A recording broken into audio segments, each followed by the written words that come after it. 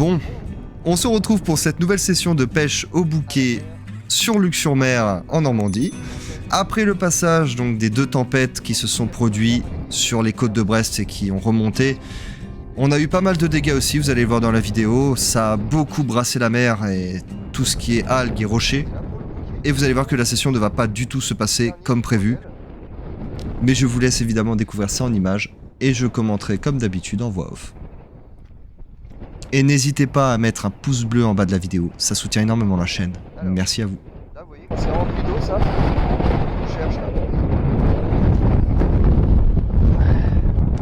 Hop, on regarde un peu en dessous.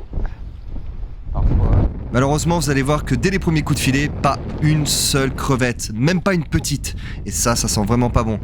Pour rappel, quand vous n'avez pas de crevettes dans un filet, même des bébés, c'est que c'est pas bon du tout. Il faut changer de spot ou bien ça va être une mauvaise pêche. Ça, c'était inutile.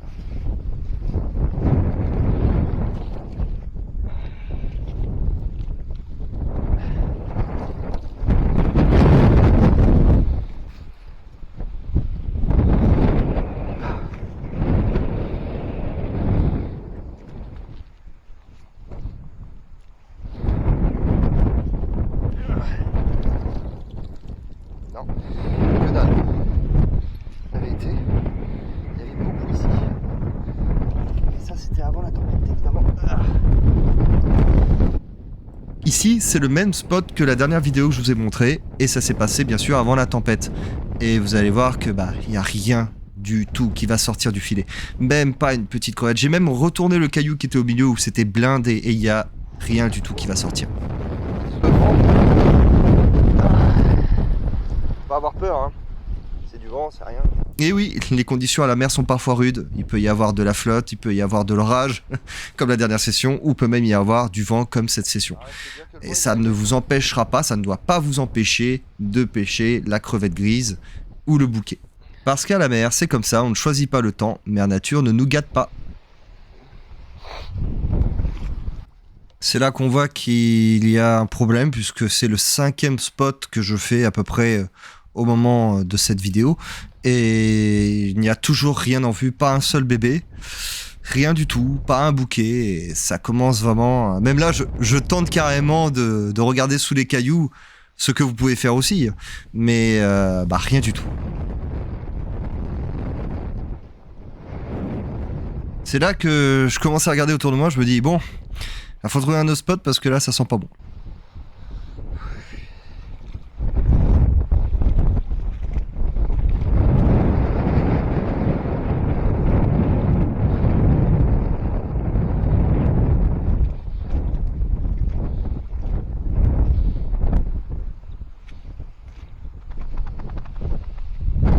Soit on tombe sur un vent et puis on va avoir un peu de chance, soit on n'a rien et c'est ce qu'on appelle la sortie bredouille. Mais ça fait partie des risques.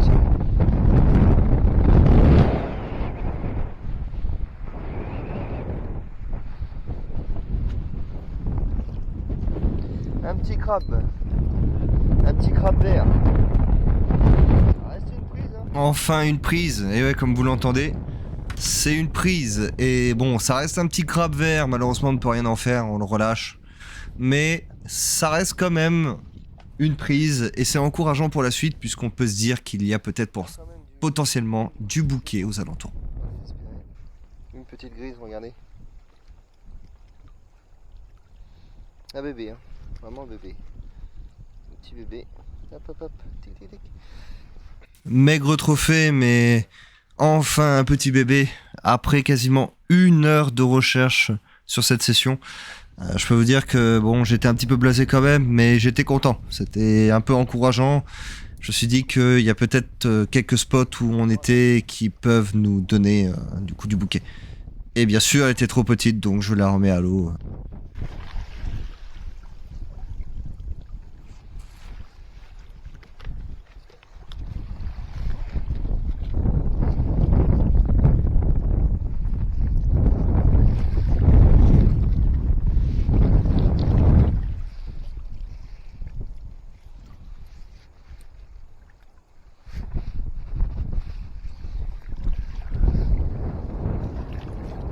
Un poisson. Allez. Petit bonhomme. Hop. Ah, et comme je l'ai dit aussi dans un de mes tutos, c'est pas compliqué, on ne pêche pas que des crevettes à la mer. Alors, celui-là, il était très vif. Et bon, on en chope beaucoup. On chope même des petites vieilles, on appelle ça des vieilles.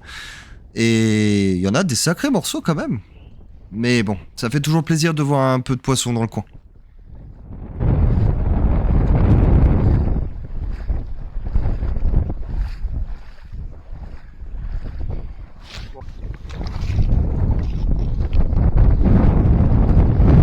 Hop là, encore une.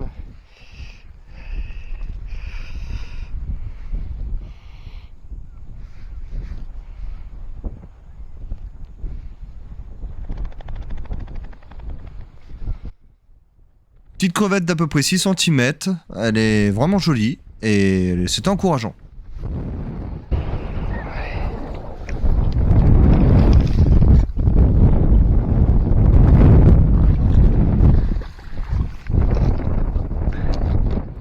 Hop là, petite parenthèse, ce poisson-là, c'est dangereux.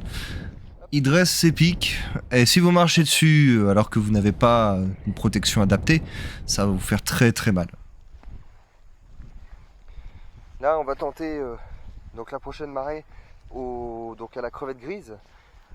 Et on va voir du coup du côté de Luc-sur-Mer pour voir si y a quelque chose d'un peu plus sympa à pêcher. Donc là, c'est là où j'étais tout à l'heure. Je vais refaire une petite lampée ici pour voir. Et tu vas me laisser arrêter. Hop, deux bouquets.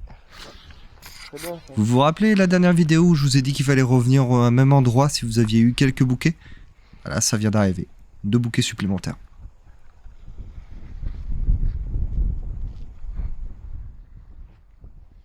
Donc voilà, 10...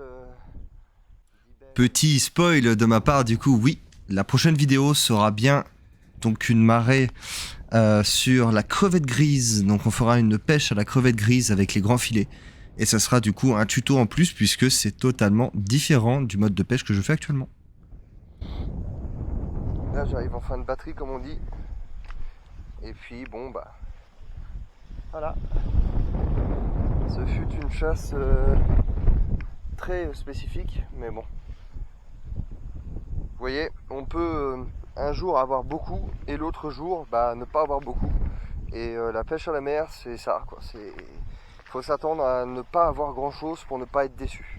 Mais il ne faut pas non plus s'attendre à ne rien avoir. Si on persévère un peu, on peut en trouver quelques-unes.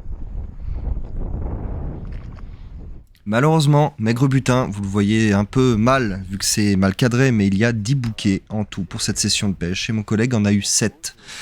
Mais c'est pas parce que c'est un flop qu'il y a 0 bouquet. Au contraire, on en a du coup quelques-unes. Ça fait un petit apéro pour le soir même. Après, c'est là où on se rend compte que même si ça a été dévasté, on peut trouver du bouquet et on peut quand même avoir des spots intéressants pour en avoir quelques-unes de plus. Il ne faut jamais perdre patience et persévérer. En tout cas pour ma part, on se retrouve dans une prochaine vidéo. Merci à vous. Je rends l'antenne.